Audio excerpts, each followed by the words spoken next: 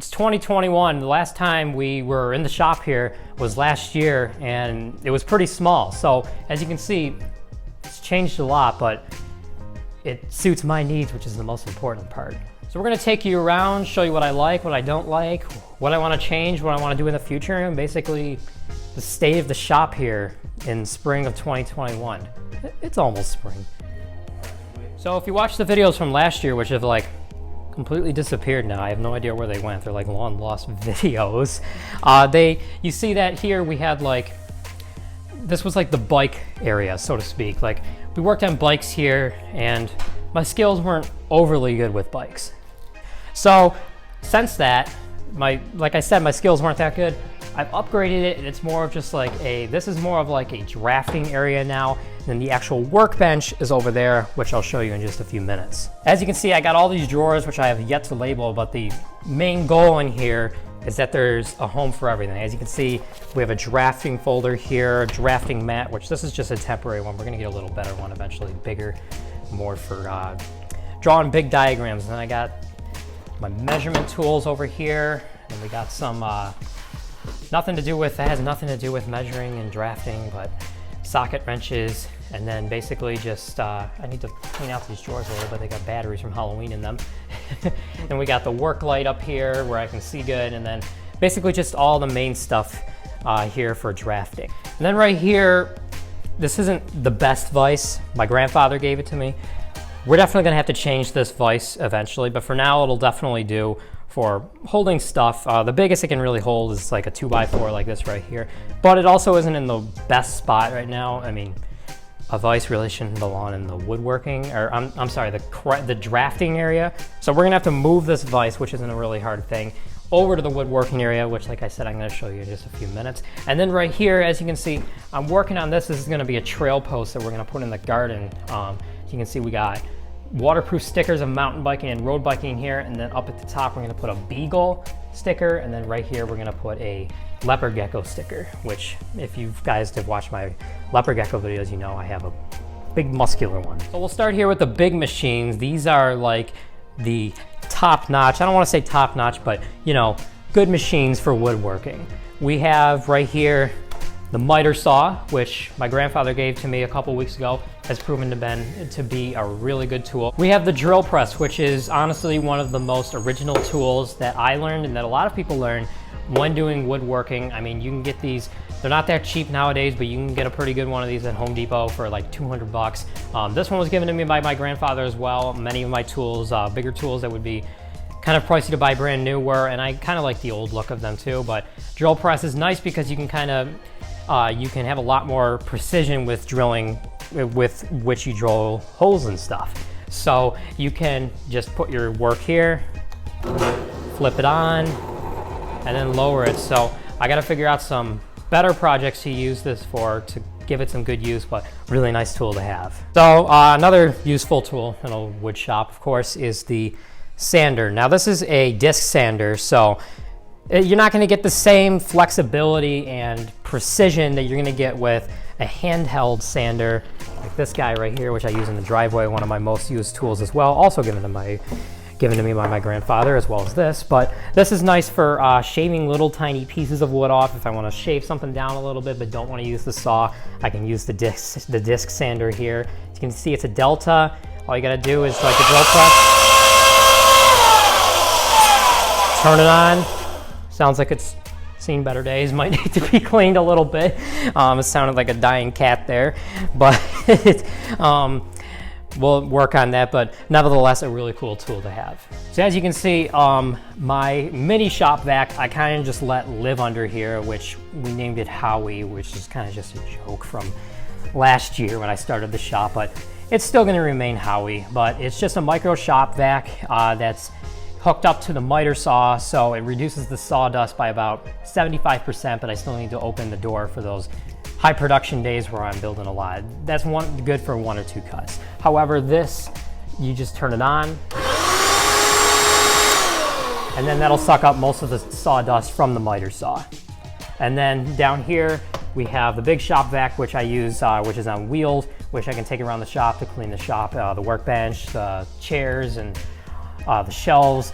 all our stuff that's in the shop that needs to be cleaned on a regular basis. The air compressor has also been a really useful tool I have, also given to me by my grandpa. I mean, what hasn't at this point?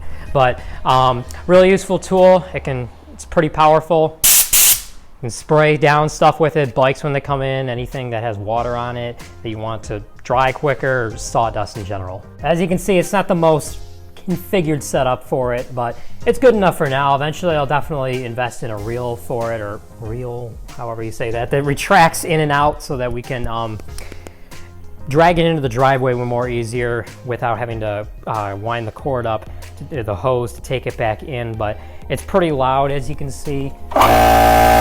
So that's the only downside of it, but nevertheless, like the other tools, a really, really good tool to have. The workbench is easily the most important thing of the shop. I mean, that's where you do projects. A lot of my projects I actually do in the driveway if it's not raining or if it's not wet, but a lot of things I also do on the workbench here. So as you can see, it's configured so that I can store all different things here, like my label maker, my screws, my work mat that I use to kneel down on the ground, and then I have my circular saw in there.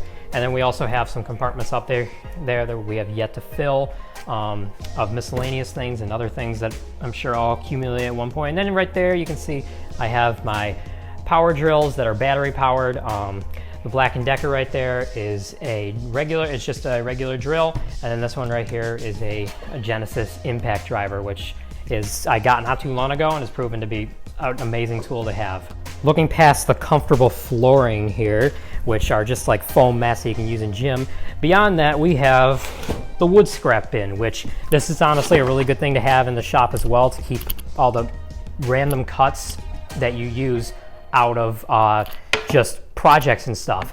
The random pieces that you don't need, the scrap, you can use another day if you need just like a little piece. Rather than starting a new 2x4, if I just need a little tiny block, I can take this one, cut whatever I need as long as there's enough here, and that can work. Then down here, as you can see, I have these big storage shop bins that I keep my extra tools and extra parts in for whenever I need them. If I sometimes need a third drill, I'll take one of those out. They're old, so they're not particularly refined, but it can work in a pinch. And then right here we have random ruler, which that's kind of just a placeholder right now. That's gonna go over there where I can keep it with measuring stuff. And then right here, we're gonna hang one more set of safety glasses along with these ones. Then this is for just to keep here. I drag this outside whenever I need, because most of my tools, except the drills, are power driven. So the drills are not, but the circular saw and the big power tools, obviously, and then the little sander, those are all power. It's also an important thing. I mean, I've said that a lot, but a lot of things are important in the shop, but wood storage. To store all the woods, have a great place to store it, designated spot in the shop to store it, other than just laying it on the workbench on the floor. As you can see, I've kind of just configured this little shelving thing down here to keep it from rolling out. Doesn't need to hold up much. We basically just have these leaning against the drywall here. These 2x6s and then a 2x4 back there, and then some plywood. I've accumulated a lot. Sometimes I'll just go to Lowe's if there's lumber on sale and just load up on it for future projects. But lumber is something you all obviously need to build stuff. One of the best things I like in here is just this sitting area. If I have friends over, like Zach, who's filming right now, we can kind of just sit here. As some of you may know, we're also storm predictors, so we can kind of just sit here, storm predict, and then if I want to take a break from my desk upstairs and edit or schoolwork, I can also sit here. Especially edit, I can bring my laptop down here, kind of just chill here. When the summer comes, we're going to keep drinks in here, as well as a mini fridge I might bring down here for this area right here. And then this is kind of just something that's fun to play with it sometimes. And then we just have, we had magazines, don't know where those went. And then just train and mountain biking magazines, and then we just got tissues for whoever wants to blow their nose, I guess, and coasters. But it's nice to just take a seat. That didn't sound good. Just take a seat here once in a while, This is a random thing, but this is just a game that I built for that lawn fete I do in the summer for cancer, to raise money to find a cure for cancer. So basically you just roll the ball here and try to get it into one of the holes like that. 3 is the hardest to get it in. I can never do it. My dad can do it sometimes, but I've only done it once or twice. But I kind of this was always just kind of collecting dust in my basement in the corner of the train room, just sitting back there looking sorry for itself. So decided to just take it out here and give it a better life, you know. And then right here we keep some extra helmets, shoes, and just basketballs for our basketball hoop outside, which is entertaining as well. Right here is kind of like my coffee food area. I bought a bunch of stickers to make this thing look a little less ugly, because this is just like it's an old cabinet from, like, I don't know, like probably like the 1800s at this point. But it doesn't have to hold up much. It's got this drawer here, which I'm keeping coffee filters in right now. And then down here, I'm gonna keep some snacks in there eventually. Just gotta clean it a little better and make it a little nicer in there. This top part is where I do the coffee, and since we're doing drinks, I really should put something down on this, like a mat or something in case it spills, because it's just gonna soak right in because it's so old. We're probably still not gonna do it, but yeah. And then you can see right here we have the gear station for mountain biking and road biking. The bikes that are used the most, I kind of keep right underneath it here, ready to go. Like my dad goes on a ride about 3 times a day with his Trek road bike here, and then mine is off over here to the left. So I kind of just keep them ready to go, and then back there we keep anything from gloves, water bottles to helmets, and then there's even an air pump under there for the bike tires if we need it before a ride. And then over here I keep my mountain bike ready to go out of the way because it's so big that it actually doesn't really fit under there. So I keep it here right against the wall, and then like I said, we have all the gear organized. You're probably looking at me like you're probably watching this video and saying this is the most organized person ever. That's because I am, and I'm very proud. I'm gonna show you guys one more thing back here, moving past good old garbage can here. And if you've noticed, I really need to invest in a wireless microphone so you can hear me better, and so I'm not like tripping over it. But back here, this is the bike wash deck. I don't think I've ever filmed a video on this. We built it last year out of waterproof wood, and as you can see, it's already taken a pretty good beating.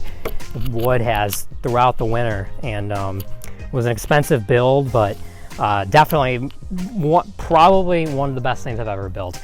We basically just hang the bike up here, and that holds it for us. It can spray, and then it's even angled in the direction of the sun at the hours that I usually wash bikes, so that the sun, and it just kind of hangs up here, dangling up there, and the sun will dry it.